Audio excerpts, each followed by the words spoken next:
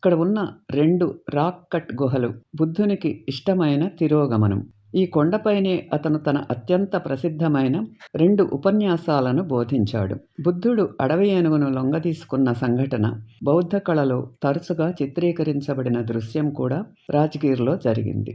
గ్రద్దకూట కొండకు పశ్చిమాన వైభవ కొండ ఉంది. దాని పాదాల వద్ద వేడి సల్ఫర్ స్ప్రింగులు ఉన్నాయి. ఔషధ స్నానం కోరుకునే ప్రజలతో రద్దీగా ఉంటుంది. కొండపైన 7 సప్తవర్ణి గుహలు ఉన్నాయి. ఇక్కడి మొదటి బౌద్ధ మండలి బుద్ధుడు మరణించిన వెంటనే అతని బోధనలను రికార్డు చేయడానికి సమావేశమైంది. కొండపై వాటి కింద పిప్పలా కావలి కోట ఉంది. ఇది ఆసక్తికరమైన రాయి. దీని వద్ద ఆచారాలు నిర్వహిస్తున్నారు. దేవాలయాలు మరియు విశ్రాంతి గృహాల ద్వారా నిర్మించబడలేదు. నిర్మాణం కేవలం కాపలాదారుల కోసం కణాలతో తరువాత సన్యాసులు ఉపయోగించారు.